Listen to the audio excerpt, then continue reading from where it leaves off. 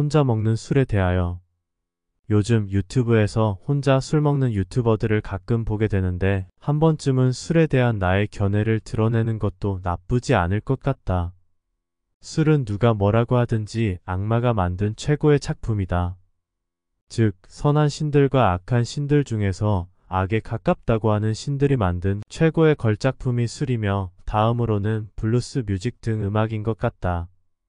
물론 창조주의 입장에서는 악과 선이 교묘히 섞여서 존재가 유지억대되기만 하면 그만이기에 신들이 선에 가깝든지 악에 가깝던지는 중요하지 않게 된다. 마치 형제간의 분란이 일어나도 부모 입장에서는 모두 같은 자식인 것이나 마찬가지이다. 존재에 만족하는 선한 신들은 술을 창조할 필요가 없다. 반면 결핍을 느끼는 악에 가까운 신들은 술을 창조할 필요를 느꼈다.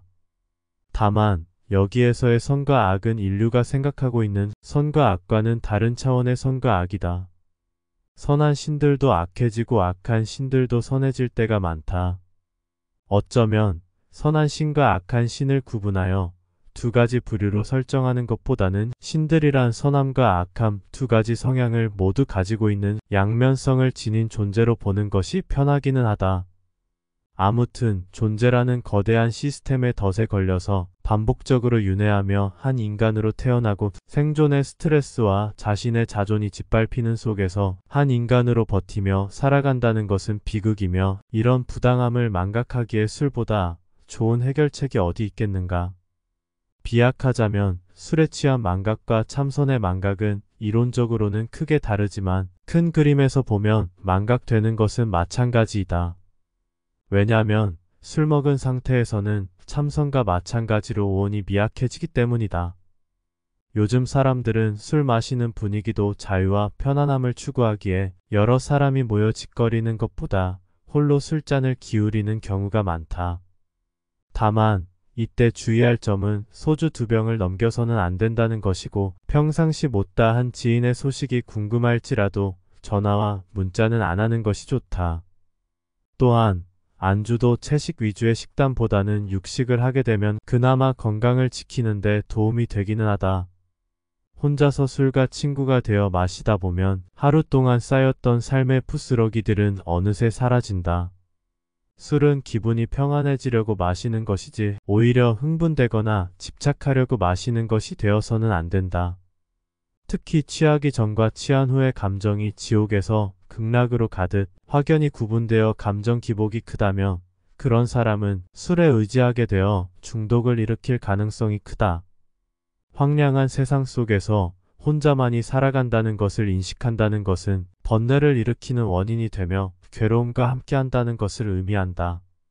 참고 인내하며 버티기에는 술만한 친구도 없다. 만약 술이라고 하는 장치가 없었더라면 더 많은 사람을 자살로 이끌었을 것이다. 즉, 술은 자살을 방지하는 도구와도 같은 것이다. 술 안 마시는 사람이 술 마시는 사람을 비난하는 것은 어리석으며 술 마시는 사람이 술 안 마시는 사람을 비난하는 것도 어리석다. 각자의 라이프 스타일은 오직 자신만의 것이다. 술의 단점은 지독한 숙취로 인한 피곤함을 동반한다는 것인데 자신의 간장과 심장에 큰 데미지를 입히게 된다. 육체가 건강하지 않으면 깊고 넓은 사고를 하기 어려워진다. 오랜도록 술을 마시려면 건강은 필수이다. 즉, 술을 마시기 위해서는 건강해져야 한다는 궤변과도 같다. 또한 주량을 꼭 채워야겠다는 신념이 서지 않은 날은 가급적 희석주인 소주보다는 도수가 높은 증류주를 적당히 먹는 것이 낫다. 내가 승려의 길을 가지 않고 제가자의 길을 선택한 이유도 작게는 술에 대한 미련이 아직 남아있기 때문이다. 정신력이 강하다 보니 웬만큼 먹어도 멀쩡하다.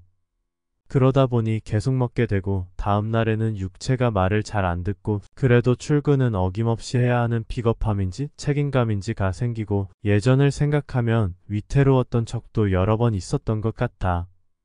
그러나 40 중반이 되어서야 초발심을 통하여 깨침의 봉우리가 서서히 맺히기 시작하였고 생사를 넘나드는 지독한 과정 속에서 깨침을 통하여 술은 하나의 작은 쉼터에 지나지 않게 되었다. 즉 깨침이라는 것을 통하여 괴로움과 스트레스는 점점 줄어들었다. 자신 내부의 괴로움이 소멸되었기에 술을 통하여 현실을 망각할 더 이상의 이유는 사라졌다. 이때 존재 시스템이 모습을 드러내었고 무아인 듯 사라졌던 자신의 자아는 다시 부활하여 자신 외부에 만연한 괴로움이 진실한 실상으로 다가왔다. 존재를 알아간다는 것은 상당히 위험한 DANGRES한 길이다.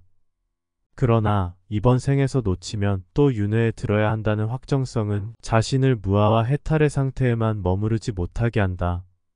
자신이 보고 있는 것을 현실이라고 믿으면 환영일지라도 현실이 된다. 마찬가지로 자신이 보고 있는 것을 환영이라고 믿으면 현실도 환영이 된다.